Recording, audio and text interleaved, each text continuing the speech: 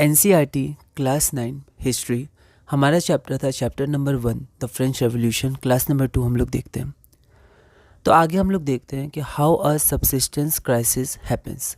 तो हमने देखा था सबसिस्टेंस क्राइसिस क्या होती है।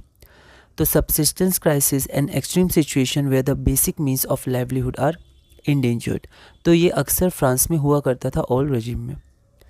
तो how a subsistence crisis happens, तो उसका एक चार्ट दिया हुआ है, आप उसको फिल करके देख सकते हैं कि बैड हार्वेस्ट के कारण फूड का प्रोडक्शन कम हो जाता है। मतलब बैड हार्वेस्ट के कारण प्रोडक्शन कम होता है, डिमांड लेकिन ज़्यादा होता है, तो उसके कारण राइट्स होते हैं, ठीक है। और जो मतलब वहाँ पर जो पीपल होते हैं वो कमज़ोर होते जाते हैं, ठीक है। फिर राइट्स होते हैं, तो उसके कारण ऐसे करके आप इसको फिल कर सकते हैं। अगला हम लोग देखते हैं, a growing middle class envisages an end to privileges. तो यहाँ पर हम देखते हैं एनविसेज मतलब क्या होता है, to think of something as being possible in the future. मतलब कल्पना करना या अनुमान लगाना कि भविष्य में ऐसी घटना हो सकती है। अभी ऐसे हालात बन रहे हैं तो आगे भविष्य में ऐसी घटना होगी। तो जो मिडिल क्लास का फॉर्मेशन हुआ उसके कारण क्या हुआ था कि जो फ्रेंच रेवोल्यूशन में जो पेजेंट्स थे, जिनके पास एक ऑर्गेनाइज्ड या फिर मेथड के साथ वो लोग प्रोटेस्ट नहीं कर पा रहे थे या फिर एक मैनेजमेंट नहीं था, तो मिडिल क्लास ने उनको मैनेजमेंट दिया और उसके कारण जो फ्रेंच रेवोल्यूशन है वो आगे बढ़ा, हम लोग देखेंगे। तो जो पेजेंट्स और वर्कर्स थे वो रिवोल्ट्स तो करते रहते थे टैक्सेस और फूड स्कार्सिटी के कारण, लेकिन उनके पास कोई मीन्स नहीं था या फिर कोई प्रोग्राम्स नहीं था एक बड़ा रिवोल्ट करने का या फिर ऐसा कुछ जिस पे दैट दिया जा सके और एक सोशल और इकोनॉमिक चेंज लाया जा सके जो वहाँ पर मोनार्की थी उसके द्वारा। तो उनके पास कोई मीन्स या प्रोग्राम्स नहीं था that can bring a change in the social and economic order. तो ये मीन्स और प्रोग्राम्स और मैनेजमेंट कौन दिया, नॉलेज और ये चीज़ें कौन दी, तो groups within the third estate who had become prosperous and had access to education and new idea. तो इन्होंने ये मीन्स और प्रोग्राम्स और ये नॉलेज दी और पीजेंट्स और वर्कर के साथ मिलकर रिवोल्ट किया, जो आगे जाके हम लोग देखेंगे जो परिवर्तन लाया। तो प्रिविलेज मतलब होता है विशेष अधिकार, जो ओल्ड रिजीम था उसमें जो फर्स्ट और सेकंड एस्टेट है उनको दिया जाता था। 18th सेंचुरी में ना जो सोशल ग्रुप्स थे वो राइज हुए। कैसे सोशल ग्रुप्स, जो अपना धन कमाते थे, that earned wealth through overseas trade या manufacture of goods such as woollen and silk textiles. तो ये सब जो थे उनको जब वो बाहर जाते थे आते थे तो साथ में नॉलेज भी इंक्रीज़ हुआ, ठीक है, और उनकी सोच में परिवर्तन आया, ठीक है। तो ये सब जो लोग थे इन सब को मिडिल क्लास कहा जाने लगा। तो जो थर्ड एस्टेट थे उनमें ये मिडिल क्लास थे।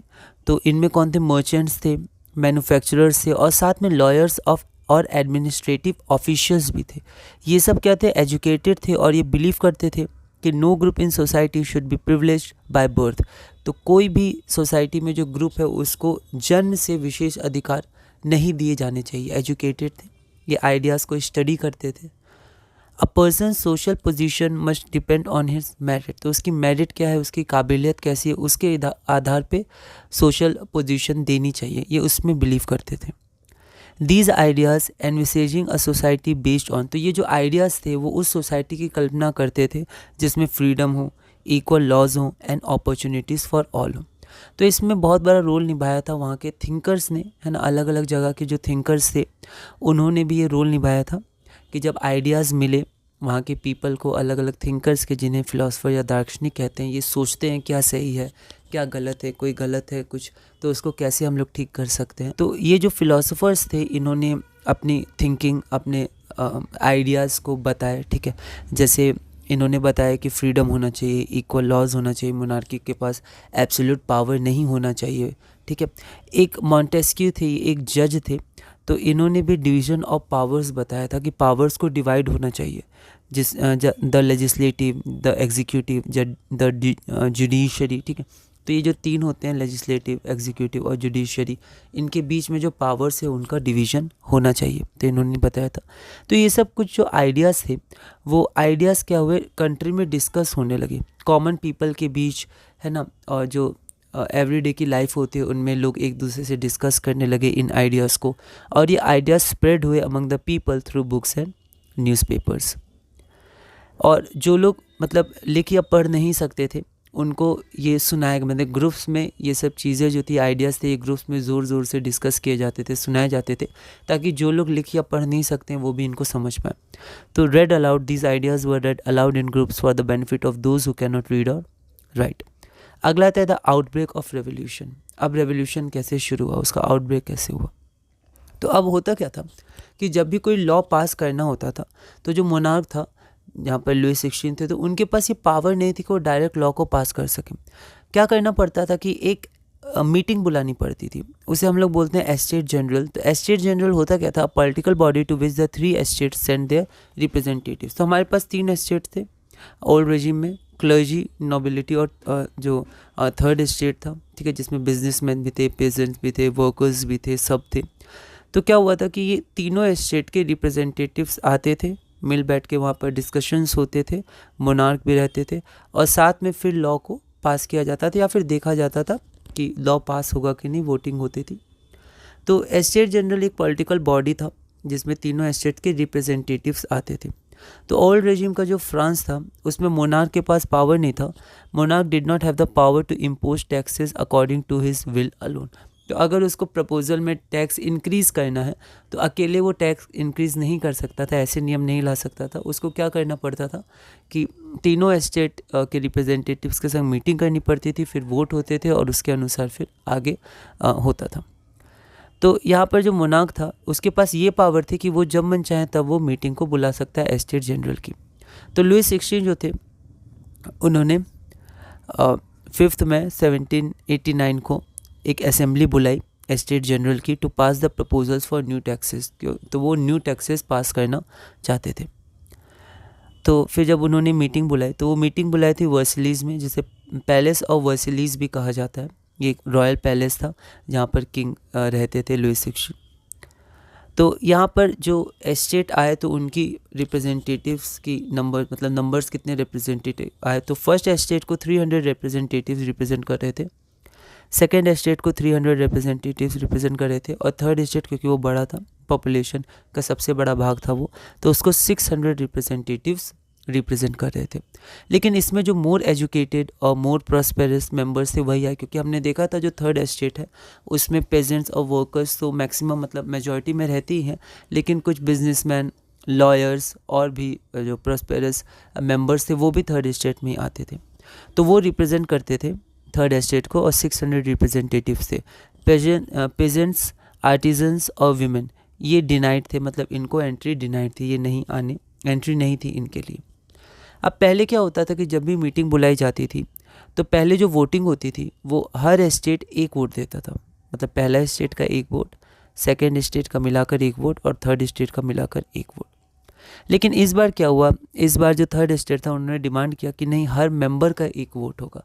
जैसे यहाँ पर 600 मेंबर्स हैं, उनके 300 हैं, और जो फर्स्ट एस्टेट है उनके 300 हैं, तो हर मेंबर इस बार वोट करेगा। इस बार एक स्टेट एक वोट नहीं करेगा। तो जो लुई 16 थे उन्होंने बोला, उन्होंने रिजेक्ट कर दिया, बोला ऐसा नहीं होगा। तो थर्ड स्टेट क्या हुआ, वो चले गए वहाँ से, मीटिंग नहीं की, वो वहाँ से चले गए इन वॉकड आउट इन प्रोटेस्ट। अब यहाँ पर ये जो ईच मेंबर वन वोट था, तो ये इन्फ्लुएंस और डेमोक्रेटिक प्रिंसिपल्स बाय फिलोसोफर्स।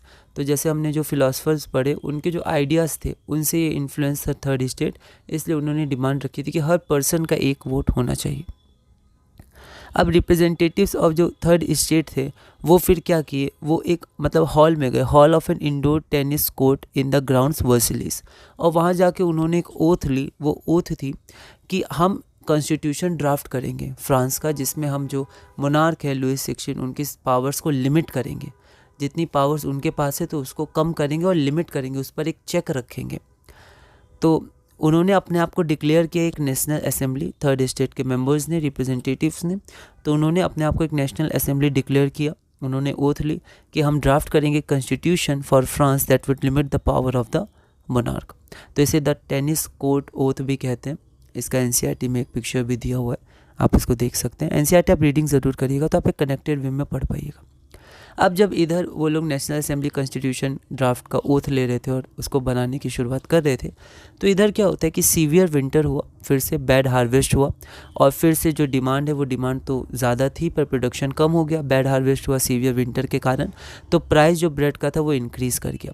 तो लंबी लंबी लाइनों में विमेन को, मैन को लगे रहना पड़ता था। तो जो विमेन थी वो एंग्री हो गई बहुत ज़्यादा, और फिर क्या किया उन्होंने, अंदर वो चली गई शॉप्स के। फिर और भी ग्रुप्स आए, है ना, पीपल। और तब तक क्या हुआ कि क्राउड बहुत गुस्से में थी, पीपल जो लोगों का ग्रुप था, झुंड था, वो बहुत ही गुस्से में था इसके कारण।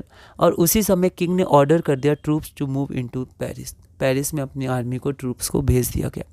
तो उसके बाद जैसे हमने क्लास 1 में शुरू में पढ़ा था कि सेवरल हंड्रेड्स ऑफ मेन जो थे वो गुस्से में एमिनेशन के लिए, मतलब गवर्नमेंट ऑफिसेस में जाने लगे और वहाँ पर वो सर्च करने लगे। फिर वहाँ पर वो बेस्टील में गए, है ना, और वहाँ पर जो क्राउड है उनके संग फाइट हुई, आर्म्ड फाइट। और वहाँ पर जो क्राउड था उन्होंने बेस्टील जो किला था, प्रिजन था वहाँ पर, उसको उन्होंने डिस्ट्रॉय कर दिया 14 जुलाई को, है ना। ये हमने यहीं से स्टार्ट किया था। आगे हम लोग देखते हैं। अब जो कंट्री साइड है, कंट्री साइड मतलब विलेज एरिया हम लोग कह सकते हैं, रूरल एरियाज़। तो विलेजेस में क्या हुआ कि ये अफवाह, र्यूमर स्प्रेड हो गई कि जो लॉर्ड्स ऑफ द मैनर है, ठीक है, तो मैनर, इसको एक बार आप देख लीजिएगा, ठीक है। तो ये लॉर्ड्स ऑफ द मैनर है, मतलब ये एक एस्टेट होता है जिसमें जो लॉर्ड्स हैं उनके लैंड्स होते हैं, उनका मेंशन मतलब बंगला कह सकते हैं, वो सब होता है। तो ये अफवाह फैल गई कि वहाँ के जो लॉर्ड्स हैं, वहाँ के जो नोबिलिटी के मेंबर्स हैं, वो लोग क्या करेंगे कि वो लोग जो हमारे पके हुए क्रॉप्स हैं उनको क्या करेंगे, डिस्ट्रॉय कर देंगे, ठीक है। तो उनमें एक चिंता हो गई और फिर एक डर बैठ गया, जिसे द ग्रेट फेयर भी कहते हैं। तो एक फेयर उनके अंदर बैठ गया, एक डर सा उनके अंदर बैठ गया कि ये लोग अगर राइप कॉर्न्स क्रॉप्स को डिस्ट्रॉय कर देंगे तो फिर और दिक्कत आ जाएगी। वैसे भी हार्वेस्ट सीवियर विंटर के कारण कभी ख़राब हो जाती है, कभी किसी और कारण हो जाती है। तो caught in fair, peasants in several districts attack the, तो फिर क्या हुआ, जो पेजेंट से सेवरल डिस्ट्रिक्ट्स के उन्होंने अटैक किया शेटॉक्स, है ना, एक बार प्रोनाउंसिएशन देख लीजिएगा। शेटॉक्स क्या था, तो ये कैसल्स थे या फिर बंगले थे नोबिलिटी के, और stately residence belonging to a king और अ नोबल मैन। तो नोबिलिटी के जो मेंबर्स थे या फिर किंग थे, उनके जो बंगलो थे, या फिर हम कह सकते हैं कि उनके जो घर थे, जो बड़े घर थे, तो उनको अटैक किया गया। और वहाँ पर जो हॉर्डेड ग्रेन्स, है ना, इसकी स्पेलिंग एक बार देख लेते हैं। यहाँ HOAR होगा, हॉर्डेड ग्रेन्स, मतलब वहाँ पर जो ग्रेन्स वगैरह रखे गए थे उनको लूटा गया। And burn down the documents, और डॉक्यूमेंट्स को जला दिए गए। तो इसके कारण क्या हुआ, a large number of nobles, वहाँ के जो लोग थे, फ्लैड, वो वहाँ से भाग गए from their homes, many of them migrating to the neighbouring countries, और बहुत लोग नेबरिंग कंट्रीज़ में चले गए। Faced with the power of his revolting subjects, अब जो लुइस 16 है उनको दिक्कत होने लगी। Faced with the power of revolting subjects, अब जो भी इनके सब्जेक्ट्स थे, जो भी प्रजा थी, वो रिवॉल्ट करने लगी उनके अगेंस्ट, ठीक है। तो Louis 16 finally accorded recognition to the National Assembly. तो अब लुइस 16 ने क्या किया कि जो नेशनल असेंबली बनी थी, जो थर्ड स्टेट के मेंबर्स ने टेनिस कोर्ट में ओथ ली थी, नेशनल असेंबली खुद को डिक्लेयर किया था कि हम फ्रांस के कॉन्स्टिट्यूशन को ड्राफ्ट करेंगे, तो रिकग्निशन दे दी लुइस 16 ने। और फिर लुइस 16 ने क्या किया कि उन्होंने एक्सेप्ट कर लिया ये प्रिंसिपल को कि जो पावर्स है वो अब चेक होगी, अर्थात कि वो पूरी तरह से अब अपना रूल नहीं लगाएंगे, उन पे एक चेक रहेगा कॉन्स्टिट्यूशन का, और उनकी पावर अब लिमिट होगी, है ना। तो बहुत सारे उनके जो प्रिविलेजेस थे उस पर चेक लगेगा, ठीक है। और भी हम लोग आगे देखेंगे जो नोबिलिटी थे, क्लर्जी थे, उनके पास जो प्रिविलेज था वो भी हटाया गया। तो अगस्त 1789 में असेंबली ने पास किया एक डिक्री मतलब होता है एक ऑफिशियल ऑर्डर जो लॉ जैसा काम करता है, abolishing the feudal system of obligation and taxes. तो सबसे पहले इस सिस्टम को हटाया गया। Members of the clergy too were forced to give up their privileges, तो उनको जन्म से जो विशेष अधिकार मिलते थे वो अब ख़त्म किए गए। Tithes were abolished and lands owned by the church were confiscated, ठीक है। जो टाइथ्स होते थे उनको एबोलिश किया गया, टैक्सेस जो थे, and lands owned by the churches, जो चर्च थे जो लैंड ओन करती थी उसको भी हटाया गया, वापस ले लिया गया, ठीक है। तो ये हुआ कॉन्स्टिट्यूशन अभी हमने देखा। आगे हम लोग देखेंगे अब क्लास नंबर 3 में कि फ्रांस अब एक कॉन्स्टिट्यूशनल मोनार्की बन गया। मतलब अब जो पावर थी, एब्सोल्यूट पावर, वो मोनार्क के पास नहीं थी। अब एक चेक था, कॉन्स्टिट्यूशन में था, जो हम लोग आगे देखेंगे उसमें क्या क्या बातें थी। तो अब जो फ्रांस है वो कॉन्स्टिट्यूशनल मोनार्की हो गया। मोनार्क की पावर्स को लिमिट किया गया और कॉन्स्टिट्यूशन को भी अहमियत दी गई, उसके रूल्स लॉज जो हम लोग आगे देखेंगे कि क्या क्या उसमें था। तो इसके बाद हम लोग आगे देखेंगे। आप एक बार इसको कनेक्ट करके पढ़िएगा धीरे धीरे इवेंट्स को, और फिर हम लोग क्या करेंगे, हम लोग धीरे धीरे फिर अपने class 9th NCERT history chapter 1 the French revolution में आगे बढ़ेंगे।